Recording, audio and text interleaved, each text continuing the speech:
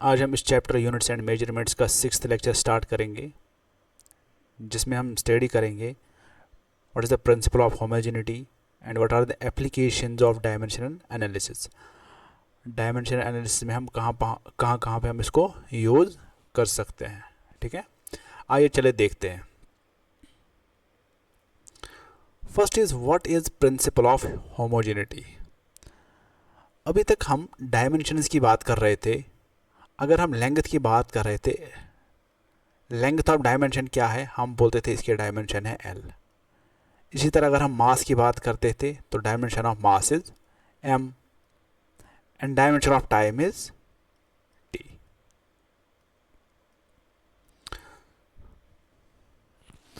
And what are dimensions? Dimensions are nothing, these are the powers of the fundamental quantities which we use to represent a physical quantity. Okay, तो हम किसी भी dimension किसी भी physical quantity का dimension यहाँ से निकाल सकते थे। अब प्रिंसिपल ऑफ होमोजेनिटी क्या है? फॉर एग्जांपल, अगर एक फिजिकल क्वांटिटी है लेंथ, ठीक है, ये है 20 मीटर की, मैं इसको एक और फिजिकल क्वांटिटी सेम काइंड की ऐड करूँ, ये है 10 मीटर की, ठीक है, तो जो हमारी नई फिजिकल क्वांटिटी वो क्या बन सकती है? वो तो लेंथ ही होगी। ठीक है, तो कितनी होगी? वो होगी 30 मीटर की। इसी तरह अगर मैं कोई फिजिकल क्वांटिटी है मास, उसमें से कुछ मास घटाऊं तो हमारी फिजिकल क्वांटिटी सेम रहेगी इन टर्म्स ऑफ मास। ठीक है, तो प्रिंसिपल ऑफ होमोजेनिटी यही कहता है, physical quantities of same kind can be added, subtracted and compared. तो यहाँ पे मैं लिखता हूँ, मैंने यहाँ पे बोला फिजिकल क्वांटिटी जो सेम काइंड के होते हैं उनको ऐड कर सकते हैं, या सब्ट्रैक्ट कर सकते हैं, या कंपेयर कर सकते हैं। So we can write here the physical quantities of same kind can be added, subtracted and compared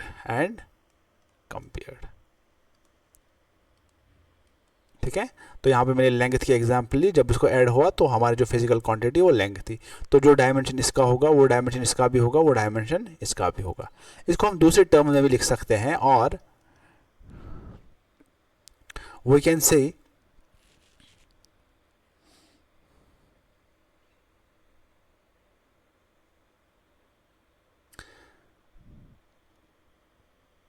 dimensions of left hand side are same as dimensions of right hand side.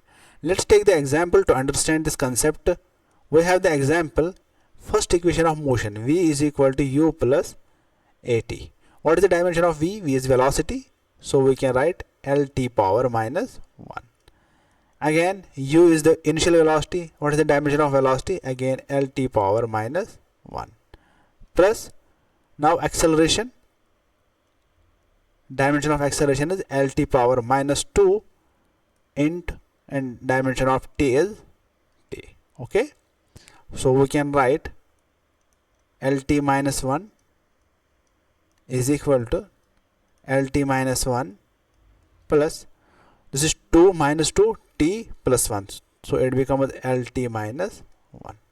So dimension of this is equal to dimension of this plus dimension of this. You can see dimension remains same throughout the equation. This is called the principle of homogeneity. That means if we take the right hand side, dimension of this equation plus this equation is same as this. So in short, we can say principle of homogeneity, physical quantities of same kind can be added, subtracted as well as compared. Okay, आइए चलिए देखते हैं हम अब हम इनके applications को जान लेते हैं। पहले इसकी एप्लीकेशन है to convert physical quantity from one system to another system. अगर हमारा सिस्टम ऑफ यूनिट्स है SI सिस्टम, हम इसको CGS में कन्वर्ट कर सकते हैं। ठीक है, फ्रॉम ये वन सिस्टम है, इसको अनदर सिस्टम में कन्वर्ट कर सकते हैं। फॉर एग्जाम्पल हमारे पास एक फिजिकल क्वांटिटी है, उसका क्या होता है, उसका मैग्नीट्यूड भी होता है और उसके डायमेंशंस भी होते हैं। फॉर एग्जांपल मैंने इसका लिखा, ये मास में रिप्रेजेंट करता है power A, length power B and time power C, ठीक है, इन वन सिस्टम। इसी क्वांटिटी को हम दूसरे सिस्टम में लिख सकते हैं ऐसे, n2 m2 power a, l2 power b, t2 power c।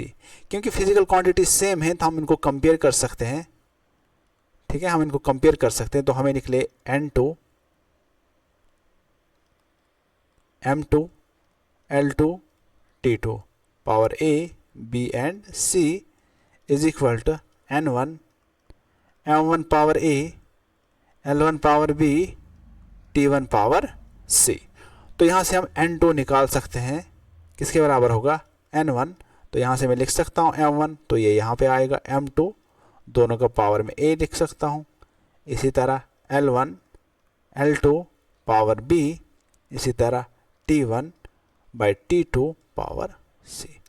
Actually ये जो ये है, this is the relation in which we can calculate, we can convert one system to another system, okay?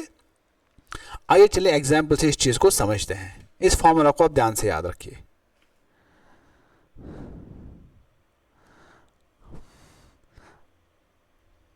अब हमारी पहली एग्जाम्पल है,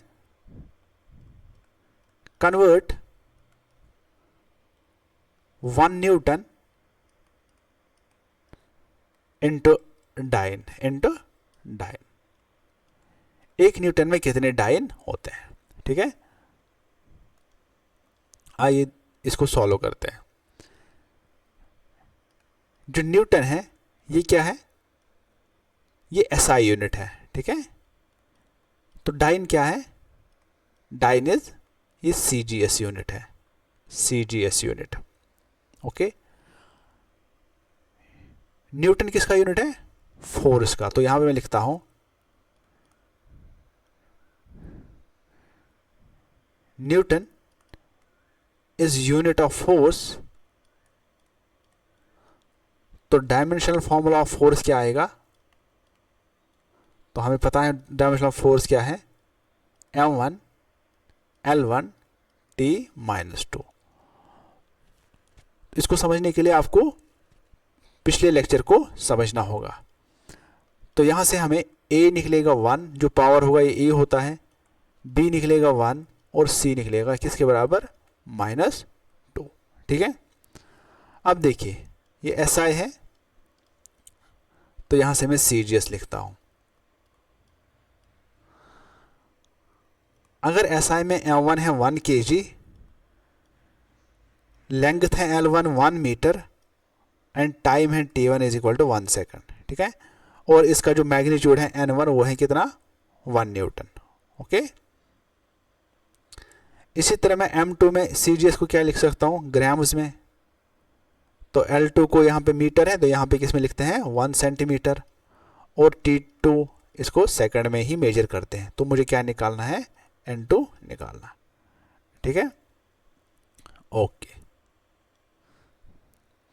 अब हमारे पास फॉर्मूला है N2 is equal to N1 m1 by m2 power a, l1 by l2 power b and t1 by t2 power c। So this implies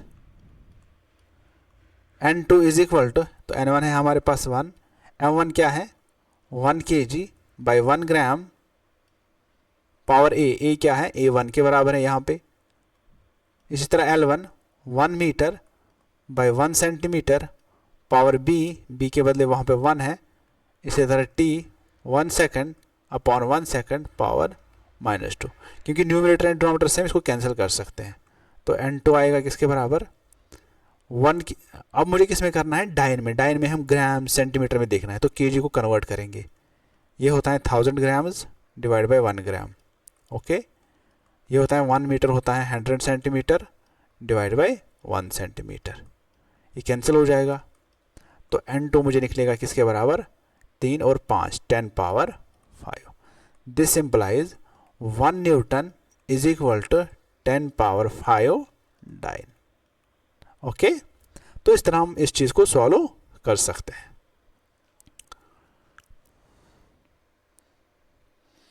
चलिए दूसरा example को समझते हैं. Convert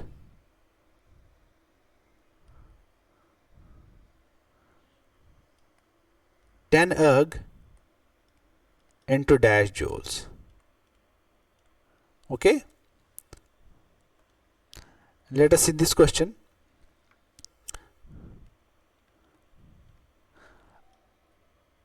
Erg is CGS unit of work, okay, and joule is SI unit of work. So what is the dimensional formula of work? We have to calculate dimensional formula of work. Work is equal to force into displacement. So this is equal to M1 L2 T minus 2. So यहाँ से हम निकलेंगे A किसके बराबर है 1, B है 2 and C किसके बराबर है तो -2 आएगा. ठीक है, तो अब हमें CGS से SI में जाना है. तो यहाँ से मैं CGS लिखता हूँ, तो यहाँ से SI लिखते हैं. तो यहाँ पे M1 लेता हूँ किसके बराबर 1 gram, L1 is equal to 1 centimetre and T1 is equal to 1 second. तो यहाँ से N1 कितना है 10 erg है, इसको कन्वर्ट करना है जूल में. M2 है 1 kg, L2 है 1 मीटर एंड T2 है 1 सेकेंड. तो यहाँ से हमें N2 निकालना. तो फॉर्मूला क्या है हमारे पास, तो फॉर्मूला हम लिख सकते हैं N2 is equal to N1. तो N1 के बदले में सीधे वैल्यू देता हूँ 10, M1 by M2 1g by 1 kg power 1, 1 centimetre by 1 metre power 2, okay, 1 second by 1 second power -2. So numerator denominator same, it can be cancelled. तो यहाँ से हम N2 निकाल सकते हैं. तो N2 निकलेगा 10 इंटू 1 ग्राम डिवाइड बाई, तो kg को लिख सकते हैं 1 बाई, हमें किस में कन्वर्ट करना है SI में, तो हमें ग्राम को kg में कन्वर्ट. 1 ग्राम किसके बराबर है 1 बाई 1000, 1 बाई 1000 kg. ओके, और डिनोमिनेटर में भी kg है, kg कैंसिल. तो मैं यहाँ पे एक स्टेप कैंसिल थोड़ा शॉर्ट कर रहा हूँ, तो यहाँ पे 1 बाई 1000 बचेगा. इसी तरह 1 बाई सेंटीमीटर होता है क्या 1 बाई 100 सेंटीमीटर. ठीक है, सॉरी 1 सेंटीमीटर 1 बाई 100 मीटर, तो यहाँ से आएगा square. So N2 is equal to 1 0 cancel, तो ये बचेगा 1 बाई 100 इंटू 1 बाई 1 2 3 4 4 0. ठीक है, तो यहाँ से N2 निकलेगा किसके बराबर 1 by 10 power 6. so this is 10 power minus 6. So we can write 10 erg is equal to 10 power minus 6 joule. Okay, this is so simple, you can easily calculate this. ठीक है, आगे चले आगे बढ़ते हैं. अब हमारे पास है दूसरी equation to check the correctness of a physical equation. हम एक फिजिकल इक्वेशन को चेक कर सकते हैं कि वो करेक्ट है कि नहीं.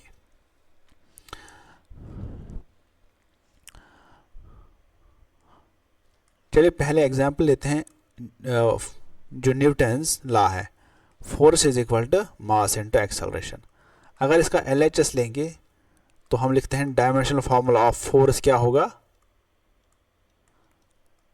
M1 L1 T minus 2. अगर हम RHS लेंगे dimensional formula of mass into acceleration, तो मास के बदले M1, एक्सेलरेशन के बदले क्या L1 T minus 2. तो ये बनेगा क्या M1 L1 T minus 2. So left hand side is equal to right hand side, so this is dimensionally correct. Okay, so let's take the another example. centripetal force. The equation of centripetal force is F is equal to m v square by r. M is mass, v is the velocity, r is a radius, circular radius. So let's take the LHS. Dimension of force is m1 L1 T minus 2. Okay.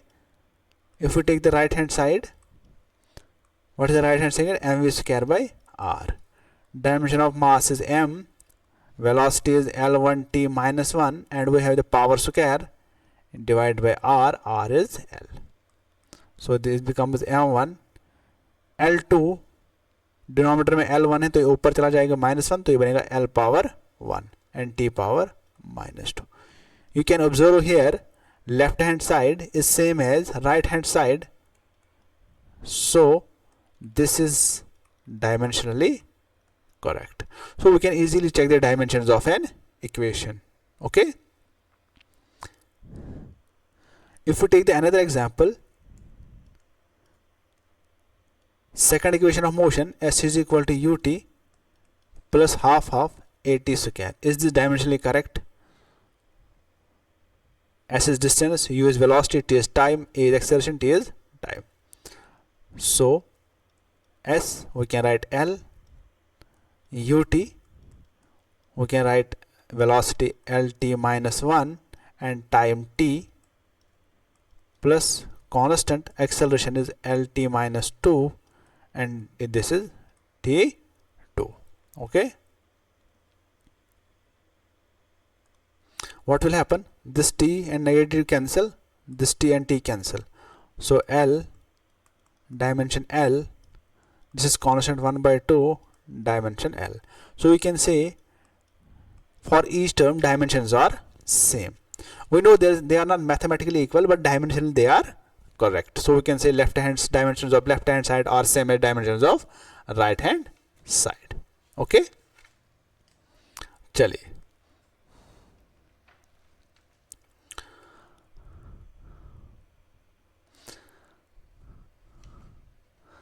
अब हमारे पास है third application, to obtain the relationship among various physical quantities. अगर हमें पता होगी कि हमारे जो इक्वेशन किन किन पर डिपेंड करते हैं, हम एग्जैक्ट रिलेशन को निकाल सकते हैं. ठीक है. तो पहले एग्जांपल से हम इस चीज़ को समझते हैं कैसे हम एग्जैक्ट इक्वेशन को निकाल सकते हैं. हम बोलते हैं जो सेंट्रीपिटल फोर्स है, सेंट्रीपिटल फोर्स की बात करते हैं. ठीक है. फोर्स बोलता है डिपेंड करता है किस पे? मास पे, वेलोसिटी पे एंड रेडियस पे. मैं मानता हूं mass with some power, velocity with some power b and raised per power c.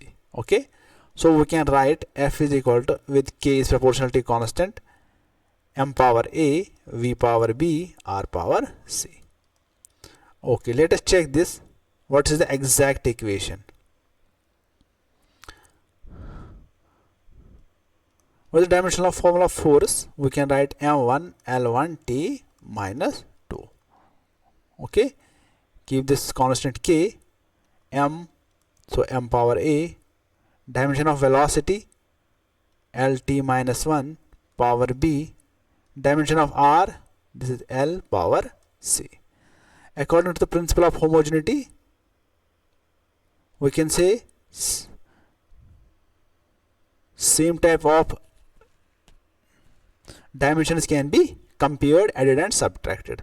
तो यहाँ से हमें निकलेगा m1 L1 T minus 2 is equal to k, m power a, L power b plus c and t power minus b. Okay, so compare same terms. So यहाँ से हमें m और m को कंपेयर करेंगे तो a निकलेगा किसके बराबर? 1. सिमिलरली L को कंपेयर करेंगे तो यहाँ से निकलेगा b plus c is equal to 1 and t को कंपेयर करेंगे minus b is equal to -2. तो यहाँ से b निकलेगा किसके बराबर? 2. ठीक है. तो इसको निकालेंगे, b किसके बराबर है? 2 plus c is equal to 1. तो c निकलेगा 1 minus 2, so c is equal to -1. Okay. Now put values in equation first. therefore equation first becomes, क्या बनेगा, f is equal to k m power a m power 1 v power b that is 2 and c power minus 1. So f is equal to k m, so this is r here, m v square by r. Okay, so this is the exact relation, f is equal to m v square by r. Okay, if we know the dependency, we can easily find the final equation. Let us see another example. Time period of simple pendulum. Time period of simple pendulum. अगर हमारे पास ये एक string है, इसको हमने Bob से connect किया, इसको यहाँ से घुमाया, यहाँ से आया वापस, यहाँ से आया, इस एक चक्कर को हम कहते हैं टाइम पीरियड t. ठीक है, इसका जो मास है वो होगा m, and this is the L length of string L, and this bob has the downward attraction, that is exertion due to gravity. So this time period is proportional to m power a, L power b and g power c. We can find the exact equation. So t is equal to k m power a, L power b, g power c. Let's find the exact equation. So according to principle of homogeneity, we can write dimensions of t, m0, L0, t power 1. So we can keep constant k. This is m power a, L is length, this is L power b, g is gravity, this is Lt minus 2 power c. So we can write k m power a, L power b plus c, this is b, this is L power c, t power minus 2c. Okay, compare same terms, ma, m0, so a is equal to 0. Here L power b plus c, L power 0, so b plus c is equal to 0, and t is equal to minus 2c, here t is equal to 1, so we can write c is equal to minus 1 by 2. Put c in this equation, so we can find b is equal to 1 by 2. Put a, b, c in equation first, we can find. This implies equation first becomes t is equal to k m power 0, L power 1 by 2 and g power minus 1 by 2. So the value of k is 2 pi. So this is cancels, under root L divided by under root g, because this is negative. So t is equal to 2 pi under root of L by g. This is the exact equation for the time period. Okay. Okay, let us come to the third example. Wavelength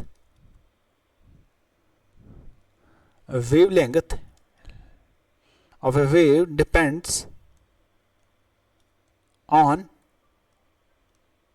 mass m, velocity v and Planck's constant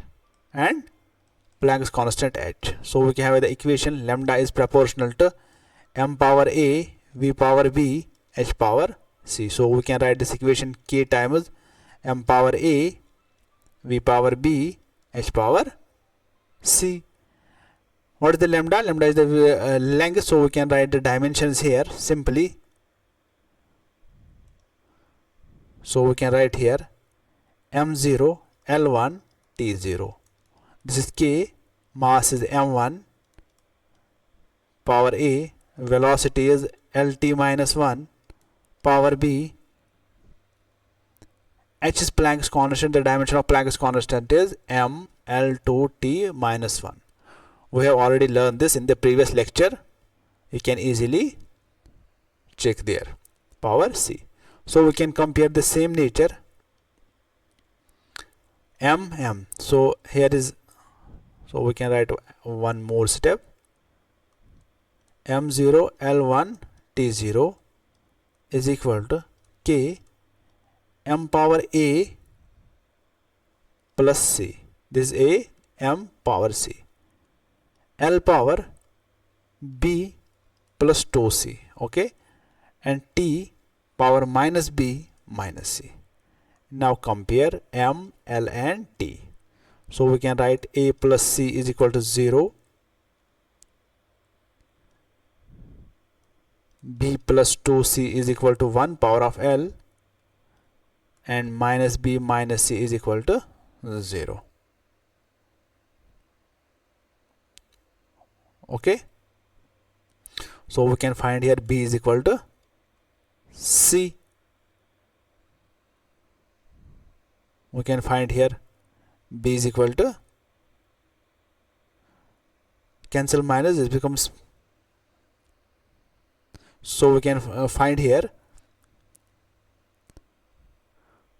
or we can say,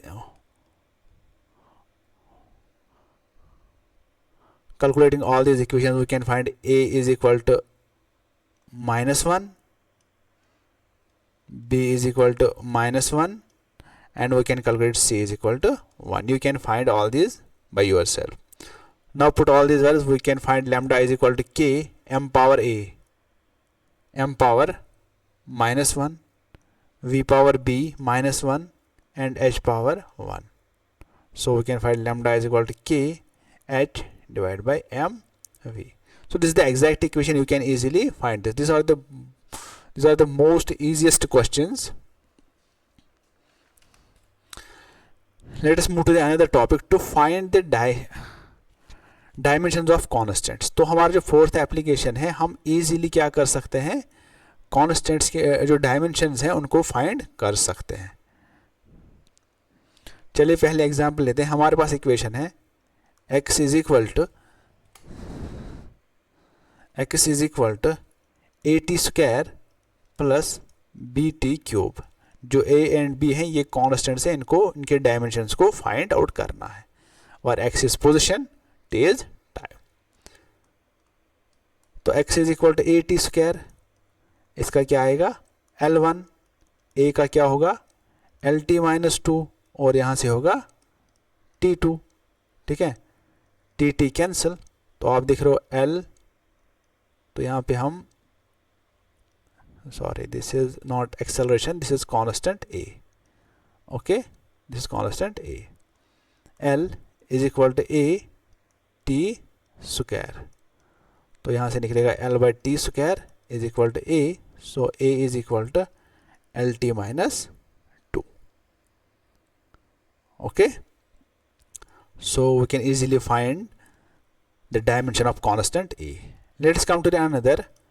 X is equal to bt cube. So b is equal to x by t cube. The dimension of x is L and t cube is t power 3. So we can write LT power minus 3. Okay.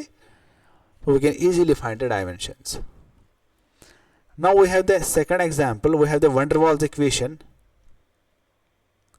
Van der Waals equation is P plus A by V square into V minus B is equal to RT, where P is pressure,